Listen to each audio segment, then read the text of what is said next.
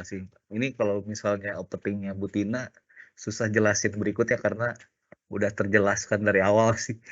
Jadi, secara umum sih udah semua ya, saya juga agak ini sih, cuman mungkin ada beberapa hal yang mungkin saya tambahkan ya di sini. Saya izin nggak, lihat video juga. Di sini, kita mulai ya. Jadi, ini ceritanya timesheet panjang sebenarnya, tapi dari sisi, ini kita baca dulu dari latar belakangnya ya. Ini ada laporan dari McKinsey sebelumnya, di Februari 2021 kemarin. Jadi McKinsey itu melakukan survei ke 8 negara besar, jadi tapi mewakili sampai di atas 50% populasi dan, 62% PDB dunia ya. Jadi lumayan besar negara-negara ini yang dituju itu, melakukan ke berapa ribu perusahaan, eee, dan ngecek sampai ke 2.000 jenis pekerjaan. Dari survei-survei itu, mereka menanyakan secara besarannya ya, ingin tahu nanti kalau misalnya setelah pandemik itu selesai, kita harapkan secepatnya ya, karena kita udah mulai 2 tahun ini. Itu efeknya itu seperti apa? Karena, pandemi Covid kemarin itu efeknya ke mana-mana ya, banyak banget, industri-industri yang harus, bergerak ya, harus berubah gitu.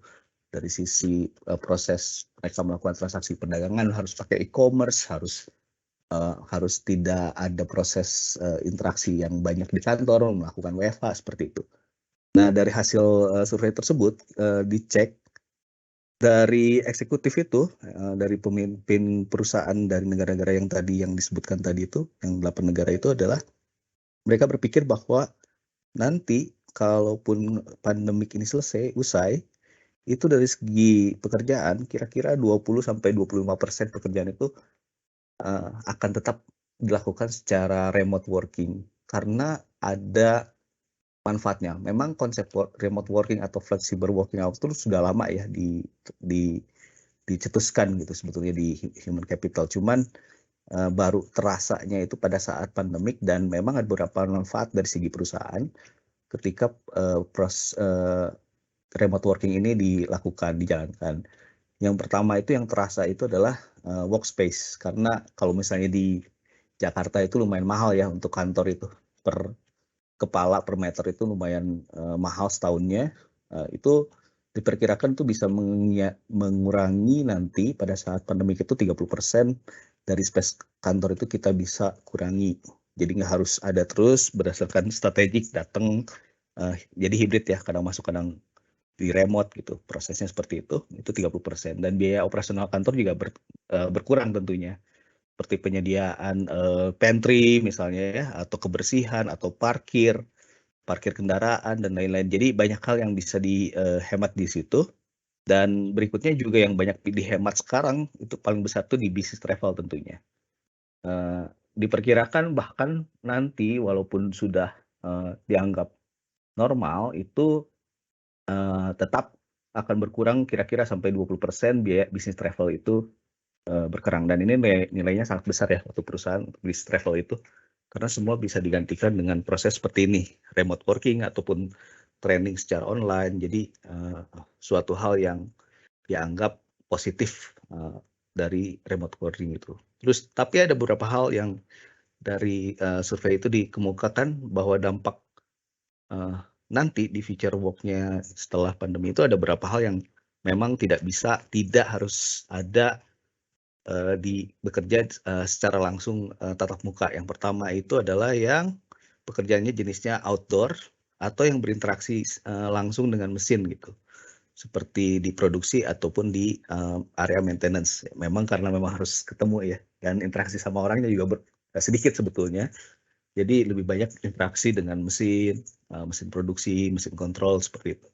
Yang kedua juga yang ternyata dicek, pekerjaan mana yang, eee, ya dari jenis pekerjaan lalu ada jenis-jenis aktivitas mana yang, tidak harus ketemu, yaitu yang membutuhkan koordinasi atau interaksi yang sangat tinggi ya, seperti negosiasi, brainstorming, pengambilan keputusan, itu memang sebaiknya dicek.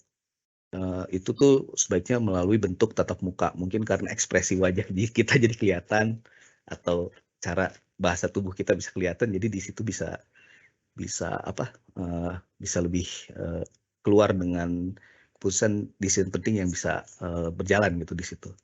Itu jenis pekerjaan yang situasi bekerja setelah COVID. Nah, dari sisi perusahaan berikutnya, Mas. Nah, situasi bekerja dari sisi karyawan ya, ada berapa sih dari segi keuntungan. Yang pertama itu dari sisi ini survei juga dari Convery waktu itu,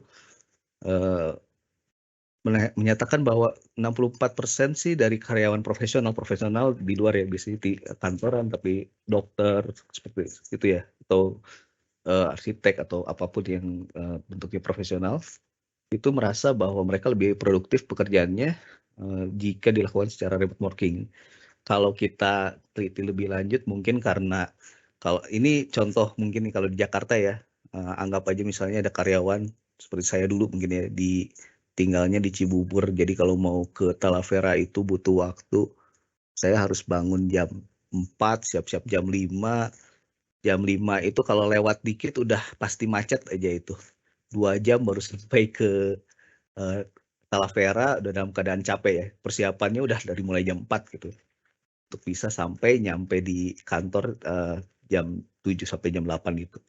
Itu yang lumayan sebenarnya stres juga ya, sambil jalan itu ya, namanya di jalan macam-macam kejadian seperti itu bisa mengakibatkan stres atau macetnya juga lumayan. Keuntungan lainnya adalah tadi yang waktu persiapan, tapi harus lebih.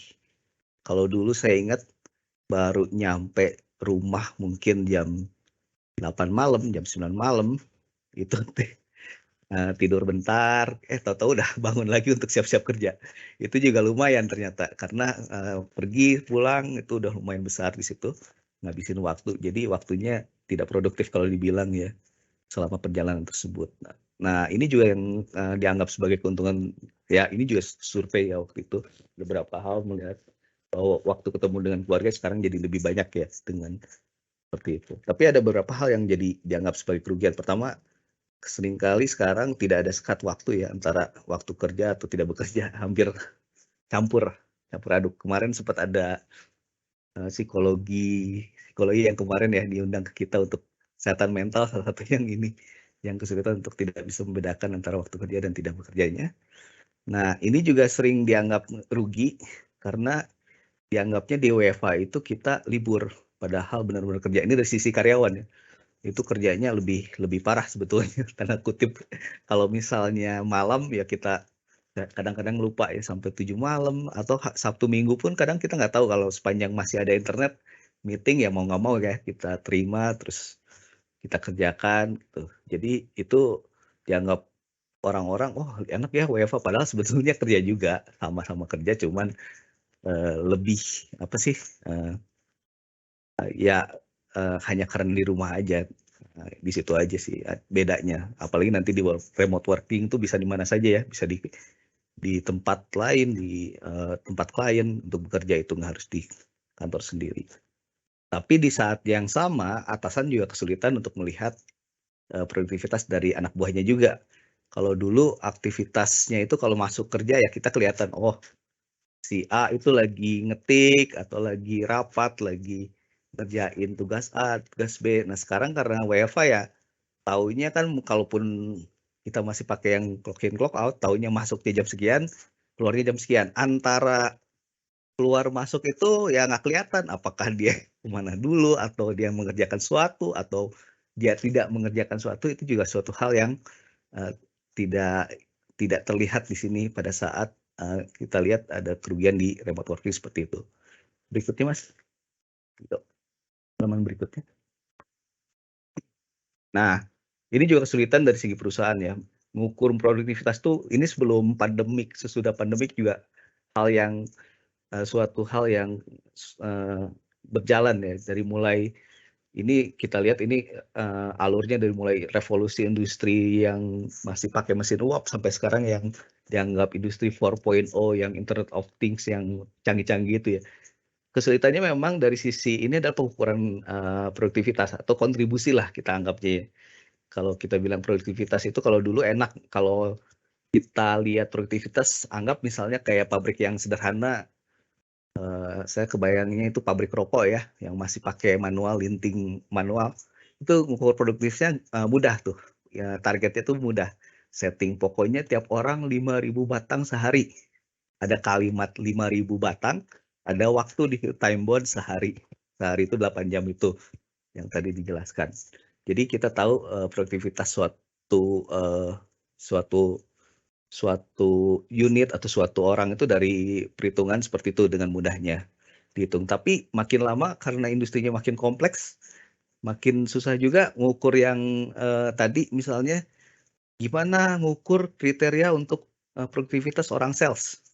Apakah dari jumlah kunjungan, apakah dari jumlah keluaran dari jam waktunya per hari gitu kan, itu juga suatu hal yang perlu dicek juga karena mungkin aja kalau misalnya sales itu kita baru ya 2 jam ketemu klien, terus karena udah hubungannya sudah bagus, raponya udah bagus, terus 2 jam itu bisa menghasilkan SO yang sekian miliar gitu, dan itu jadi ukuran waktu jadi agak bias ketika mengukur pekerjaan yang lebih kompleks gitu, apalagi nanti yang industri 4.0 agak kesulitan kita kalau hanya berdasarkan waktu. Walaupun tetap karena pekerjaan kita masih tetap di industri manufacturing semen ya utamanya ya, bisnis utamanya,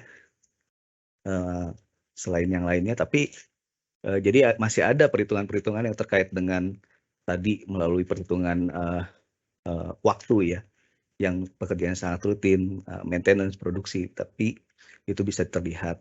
Nah, ukuran yang produktivitas itu salah satu yang bisa dibentuk itu yang cerita tentang timesheet tadi. Berikutnya, Mas.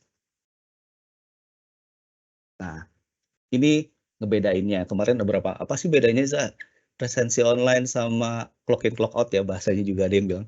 Clock in clock out sama timesheet. Ini bedanya. Kalau timesheet lebih bicaranya adalah tentang uh, alat ukur untuk produktivitas. Jadi dia mencatatkan aktivitas-aktivitas. Jadi aktivitas hari ini saya jadi bisa gini bedanya kalau saya gampangnya ya. Kalau clock in clock out saya masuk jam 7, saya clock in, keluar jam 5 sore. Anggap seperti itu. Nah, itu clock in clock out. Sedangkan timesheet adalah in between dari jam 7 pagi sampai jam 5 apa yang saya lakukan. Di situ adalah aktivitas-aktivitasnya dan outputnya apa. Itu yang dicatat di dalam timesheet. Perbedaannya seperti itu. Kalau online dan berapa lama saya lakukan untuk aktivitas tersebut. Gunaannya kalau misalnya yang sudah terbiasa ya, kemarin saya juga sempat lihat yang Sementonas itu yang ada istilahnya itu kalau di konsultan tuh ada untuk mengukur produktivitas tuh ada namanya workload analysis ya. Ngelihat beban kerja itu dari seperti itu. Jadi satu hari itu saya ngapain, istirahatnya berapa banyak, segala macam itu bisa dilihat dari workload analysis. Nah, itu fungsi dari timesheet adalah aktivitas nanti ke depannya untuk kegunaannya untuk mengukur produktivitas, untuk ukur juga untuk capacity planning, misalnya, oh sehari ternyata dilihat aktivitas ini full dari pagi sampai sore tuh sampai saya pulang tuh banyak banget aktivitas bahkan lebih dari waktu yang dibutuhkan. Jadi kita bisa lebih enak lagi ketika manpower planning, oh berarti kita membutuhkan satu lagi FTE berdasarkan dari data-data tersebut karena ini full banget nih.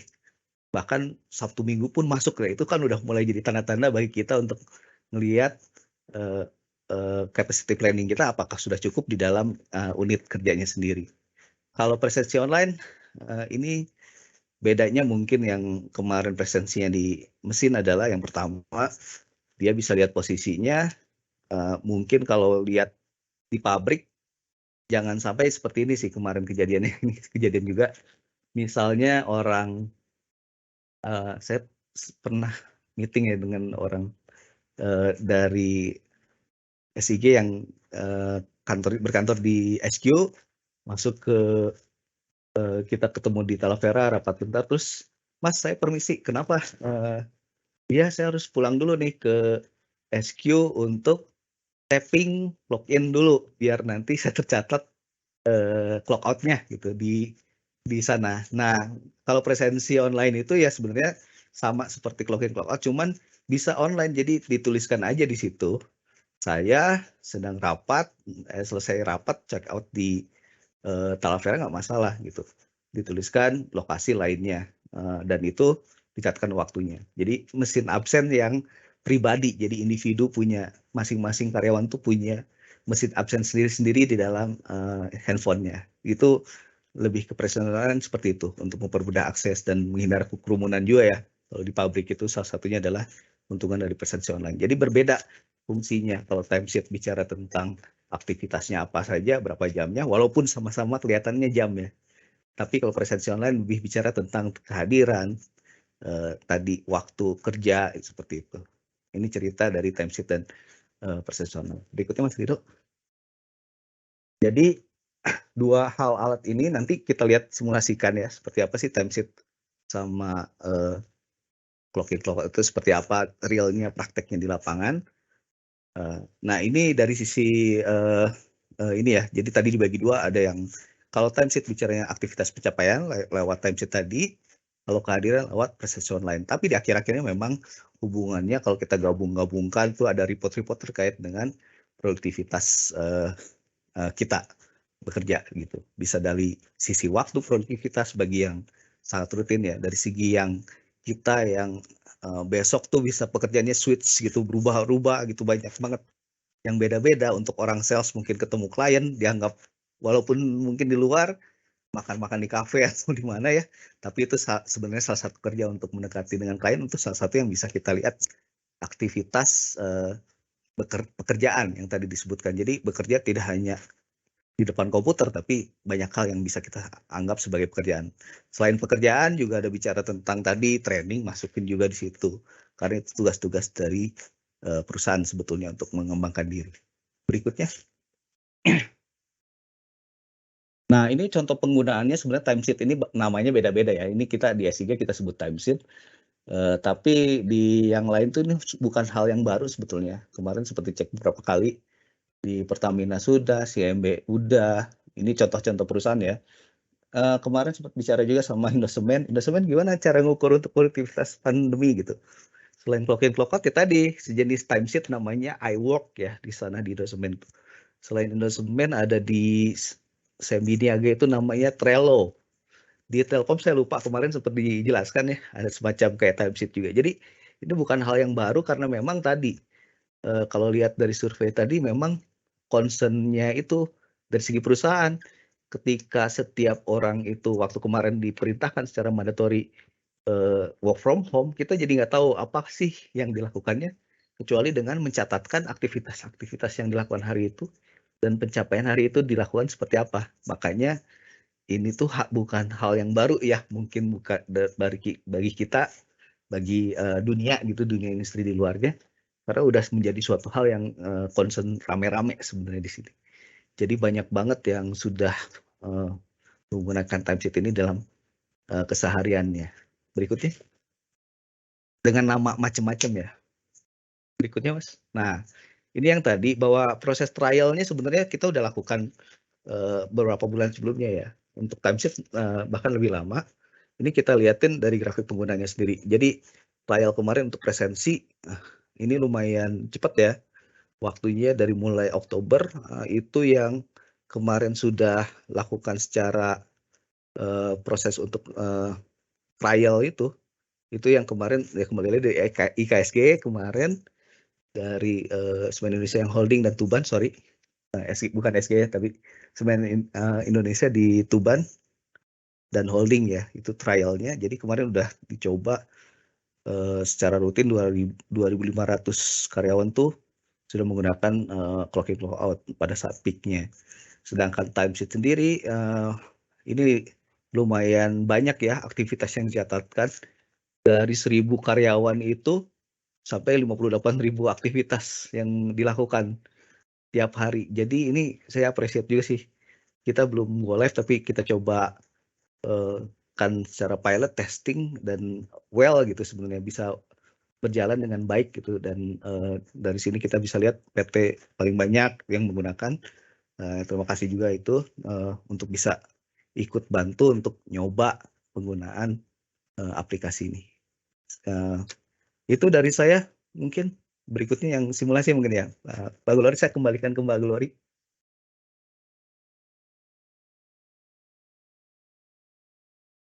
Baik, terima kasih banyak Mas Anzar atas penjelasannya.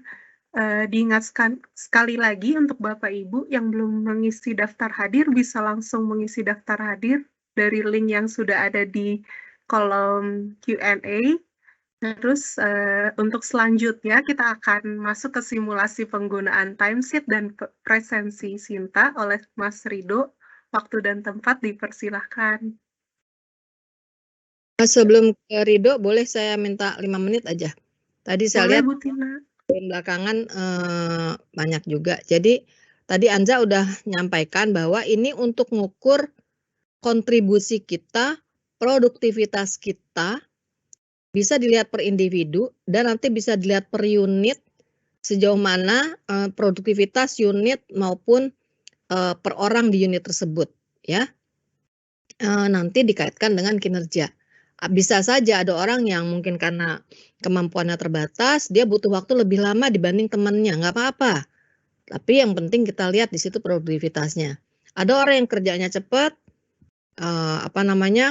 sehingga yang dihasilkan lebih banyak, nggak masalah ya. Jadi disitulah kita bisa membuktikan, membedakan satu sama lainnya, tapi juga kita bisa lihat kinerja unit, kontribusi unit. Jadi para leader di setiap unit dari yang terkecil sampai terbesar tahu tuh mana unit yang paling sibuk dan ada evidence-nya gitu. Mana unit yang kayaknya nih kebanyakan orang nih pada nggak terlalu sibuk. Nah, disitulah nanti peran kita untuk bisa memanfaatkan agar semuanya jadi sama gitu ya, sama sibuknya gitu ya. Jangan ada yang santai banget, ada yang tadi kata Anza sampai nggak ada jeda gitu ya. Mungkin kerjanya setiap hari sampai saya lihat di beberapa tempat tuh ada yang sampai kurang tidur begitu ya. Karena yang diandalkan terbatas begitu. Nah, tapi di tempat lain mungkin ada yang kekurangan. Nah, diharapkan dengan timesheet ini sudah diterapkan di semua, maka kita bisa lebih mempertanggungjawabkan lagi kontribusi kita ke perusahaan. Terutama kita nih coba introspeksi dan kita kalau udah oke, tingkatkan, kalau belum agar memenuhi standar. Kita nih sebagai karyawan udah produktif belum gitu ya. Gitu. Jadi ini alat ukur untuk diri sendiri, unit dan tentunya nanti perusahaan bisa bergerak lebih efektif dan efisien lagi. Itu tambahan dari saya sedikit. Terima kasih. Silakan Mas Galih. Ya, baik. Terima kasih Bu Tina dan Mbak Glory atas waktunya. Di sini saya akan coba share bagaimana penggunaan presensi dan timesheet yang ada di Sinta.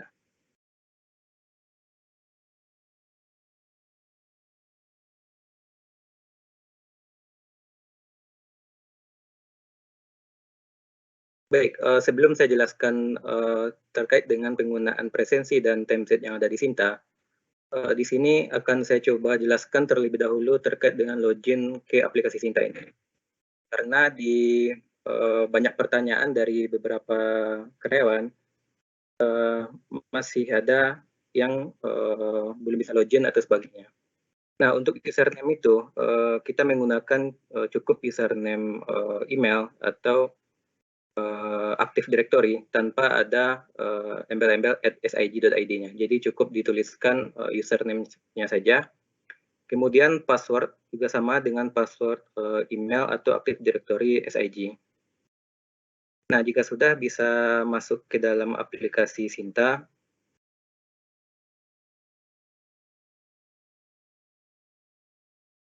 Nah, di halaman awal ini, semua user nanti akan diminta untuk mengaktifkan lokasi atau GPS-nya terlebih dahulu.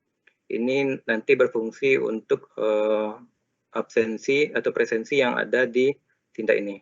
Jadi terlebih dahulu silakan diizinkan dulu. Nah, kemudian untuk login dan logout itu ada di halaman awal bagian beranda di bagian di bawah respon darurat. Nah, di sini akan tertulis hari apa, tanggal berapa, kemudian sekarang ini jam berapa. Untuk login, Bapak Ibu bisa langsung mengklik tombol in ini yang berwarna hijau. Nah, nanti akan diarahkan untuk mengisi form atau form absensi yang ada di absensi ini. Contoh di sini bekerja di rumah, atau bekerja di pabrik, di kantor, dan lapangan dan sebagainya. Di sini saya coba contohkan terlebih dahulu bekerja di rumah. Silakan diisikan catatan atau alasannya ke dalam sistem ini. Contoh WFH. Nah, setelah diisikan, silakan klik tombol clock-in, maka data clock-in itu akan tersimpan ke dalam sistem di tanggal dan jam ini. Nah, kemudian clock out-nya gimana? Clock out-nya juga sama. Nanti Bapak Ibu jika sudah selesai bekerja, sudah pulang dan sebagainya, silakan diklik tombol yang warna merah yang ada tulisan out-nya. Nah, nanti silakan diisikan lokasi kerjanya di mana, catatannya, dan alasannya sebagai apa. Nah, ini hampir mirip dengan Forka ya, karena nggak ada perbedaan. Yang Sinta ini sekarang mencakup ke bagian AP non-semen, di mana yang sebelumnya Forka itu masih terbatas di bagian holding dan AP semen. Nah, sekarang sebagai karyawan itu bisa memonitor presensinya di bagian menu manajemen produktivitas. Nah, dia bisa melihat presensinya di hari itu atau di hari-hari sebelumnya. Nah, di sini akan menampilkan tanggal di bulan, secara default dia akan mengarah ke bulan Desember 2021, yaitu pada bulan saat ini. Di mana ini akan menampilkan tanggal yang ada di bulan Desember ini. Nah, hasil clock in dan clock out itu akan tercatat di bawahnya. Ini yang kita inputkan tadi jam 7.18 tadi juga udah, kemudian jam 13.49 saya testing. Nah, ini akan tercatat di bagian bawah ini. Nah, sebagai atasan atau sebagai manajer, kita juga bisa memonitor atau melihat presensi dari anggota atau tim kita. Itu ada di bagian menu tim atau bawahan, kemudian pilih presensi bawahan.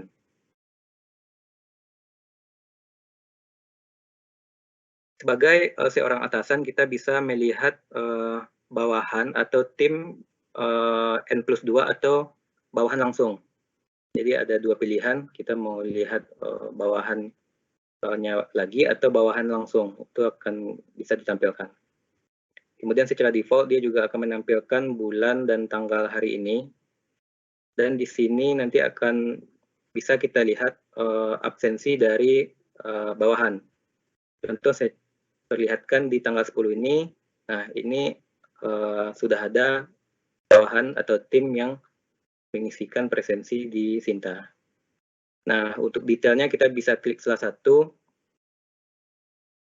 Nanti akan kelihatan detailnya anggota kita ini, dia itu clock in, clock out ada di mana sih, yaitu WFH atau WFO dan sebagainya. Nah, di sini akan kelihatan absensi dari bawahan. Nah, itu fitur yang pertama. Kemudian kita masuk kepada fitur yang kedua yang dinamakan dengan timesheet. Untuk timesheet itu kita bisa mengakses lewat menu beranda di halaman awal, atau kita juga bisa mengakses di halaman manajemen produktivitas. Nah, di sini akan muncul bagian atau logo timesheet, atau kita juga bisa memilih di bagian menu manajemen produktivitas di bagian submenu timesheet. Di sini akan saya coba simulasikan bagaimana pengisian timesheet yang ada di Sinta. Kita klik menu timesheet ini.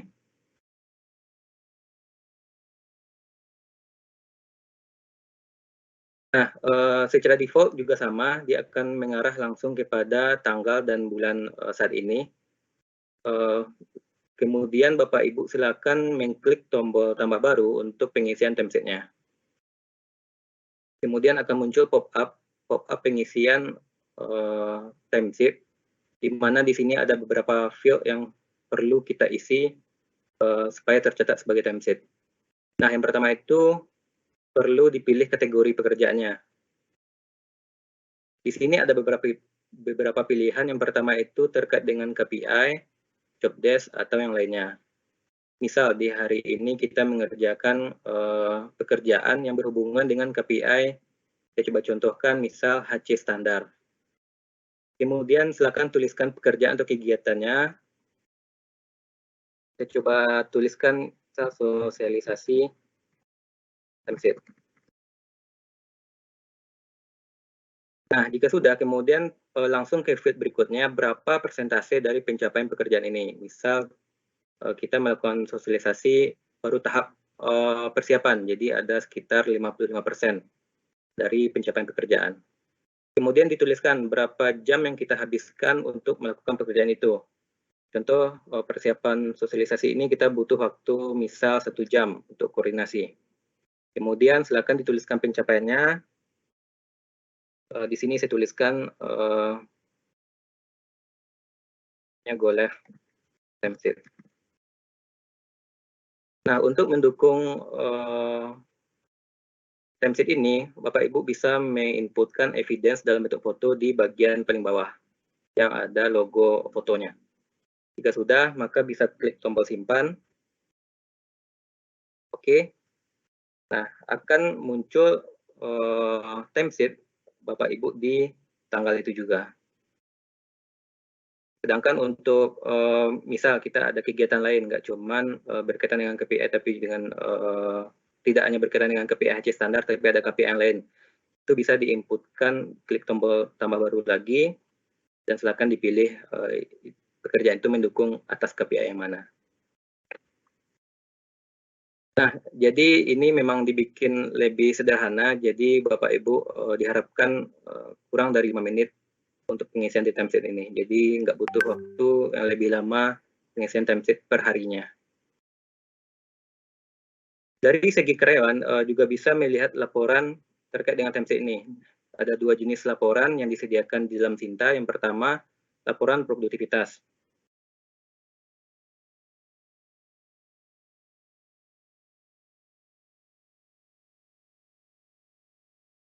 Di dalam laporan produktivitas ini, kita bisa melihat berapa jam masing-masing pekerjaan yang kita lakukan.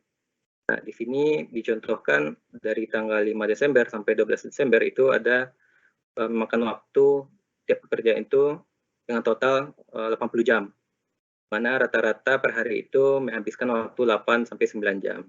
Dan bahkan ada yang sampai 11 jam.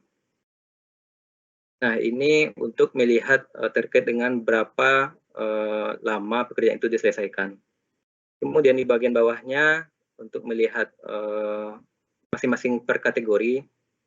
Misal terkait dengan KPI HC standar sudah menghabiskan 4 jam, terkait dengan KPI stabilitas completed sudah menyelesaikan 5 jam dan sebagainya. Dan di bawahnya itu adalah detail dari masing-masing timesheet yang sudah diinputkan sebelumnya. Kemudian laporan kedua yaitu adalah laporan kemajuan pekerjaan.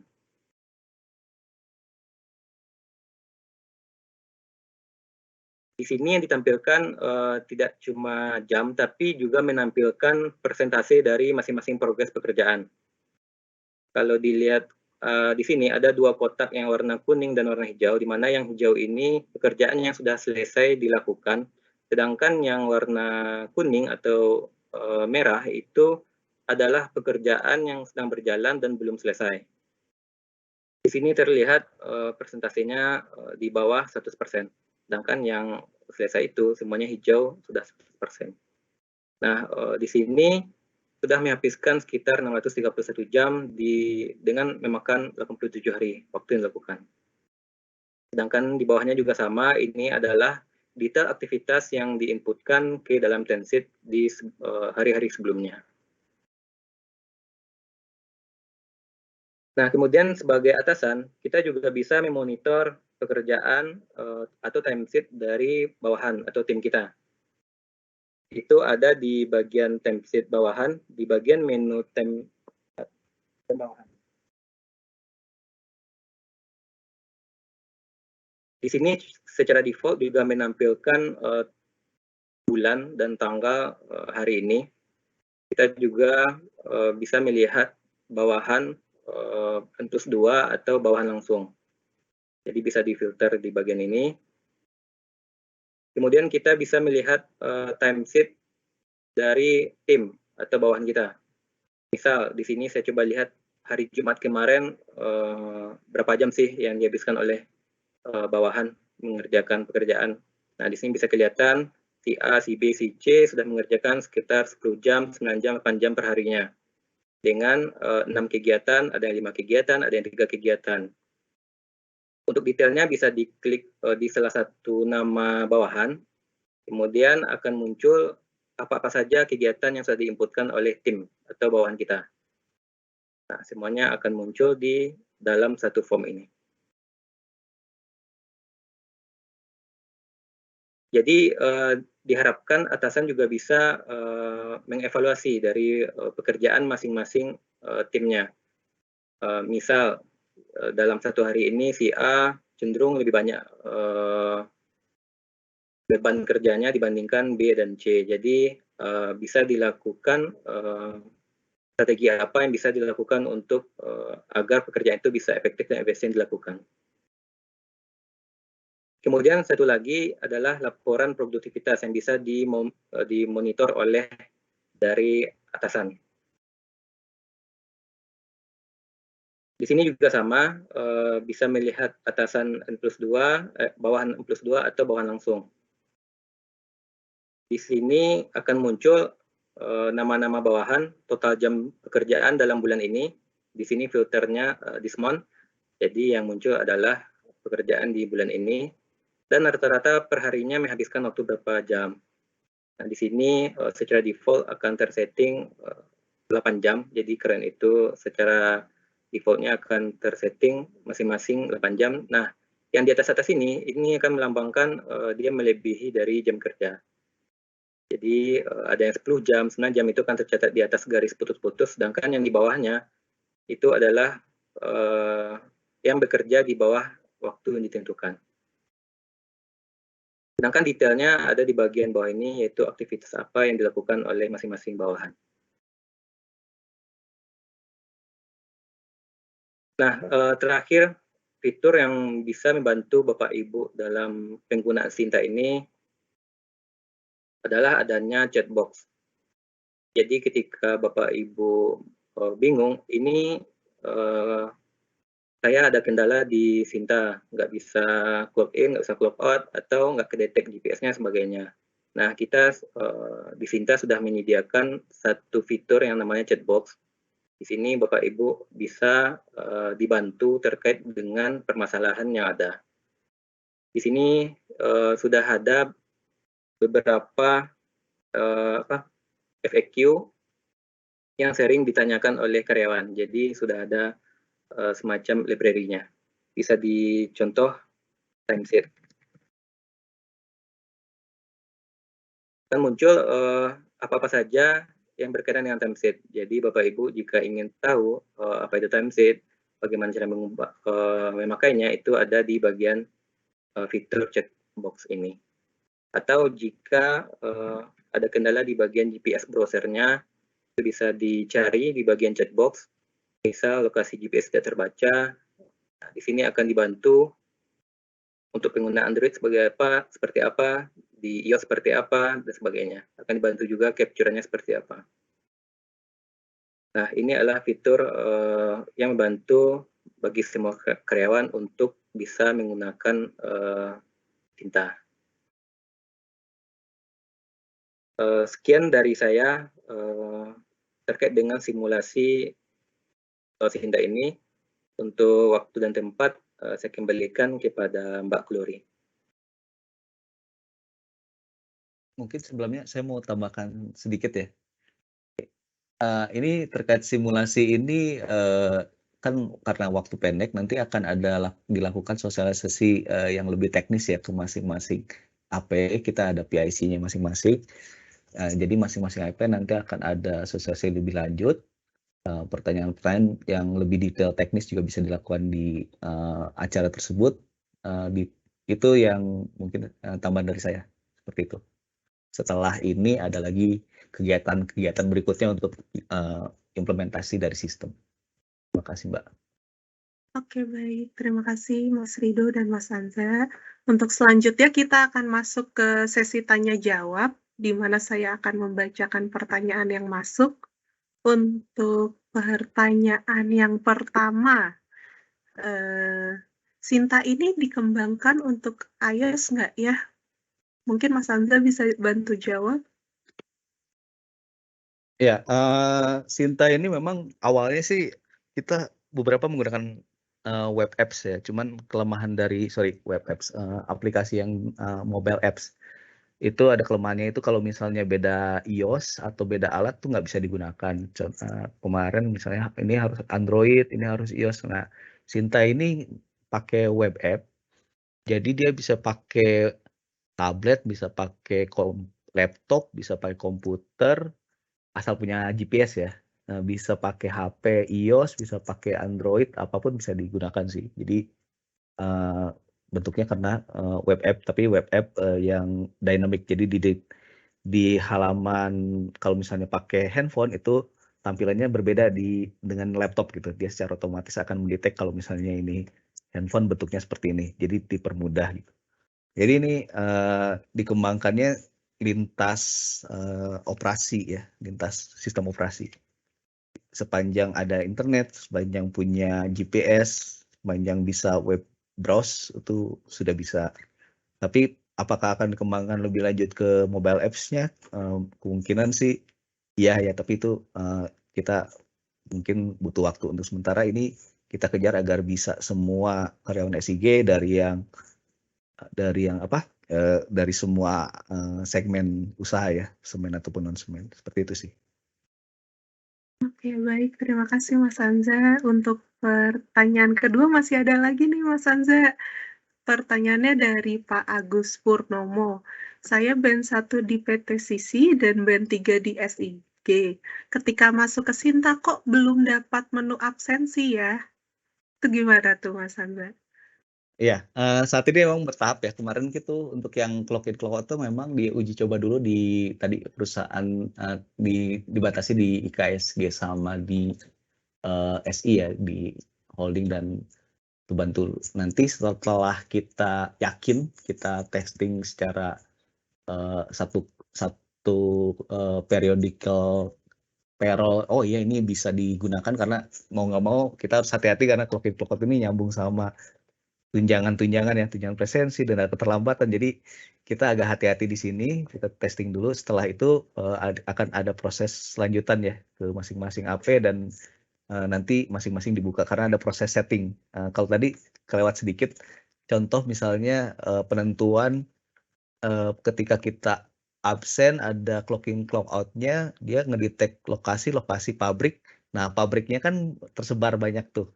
Di masing-masing AP juga punya kantor yang beda-beda gitu. Jadi oleh karena itu perlu ada setting kantor untuk bisa masuk untuk bisa didaftarkan dulu sebelum disebar ke karyawan. Karena itu kalau misalnya kita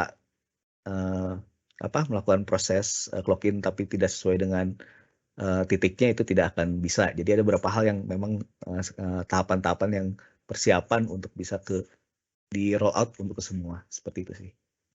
Oke, baik Mas Anza, terima kasih. Untuk pertanyaan terakhir dari Rediger Jito.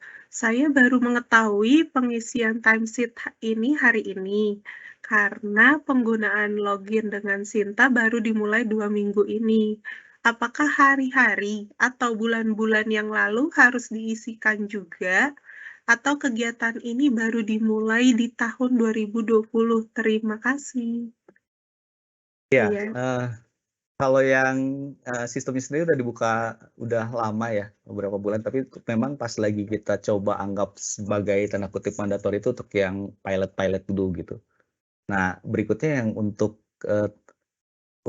yang ke AP lain ya, misalnya sebelum-sebelumnya saya belum nih ya sudah, paling nanti pada saat kita ketok palu gitu, oke kita go live. Nah, itu yang mulai jadi starting pengisian. Tapi kalau memang karena ini sudah dibuka, kalau untuk timesheet ya, bukan clock in out, itu sudah dibuka untuk keseluruhan dan tidak membutuhkan setting yang lumayan banyak berbeda dengan presensi itu bisa dilakukan dari sekarang sih, biar kita sudah jadi terbiasa pada saat nanti go live, itu udah nggak lagi kagok lah bahasa Sunda, maaf pakai bahasa Sunda, agak kagok gitu. Nah nanti udah terbiasa seperti itu. Kalau saya sih biasakan dulu, nanti pas sampai ada ketok palu menggunakan itu di AP atau di perusahaan Bapak atau di tim Bapak itu udah bisa jalan gitu. Oke, baik. Terima kasih banyak Mas Hansa sudah bantu saya untuk menjawab semua pertanyaan ini. Demikian acara sosialisasi kita pada hari ini. Terima kasih atas kehadiran Bapak Ibu semua. Semoga acara ini membawa manfaat untuk kita semua.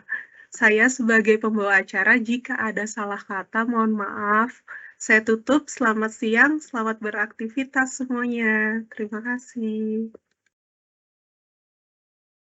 Terima kasih.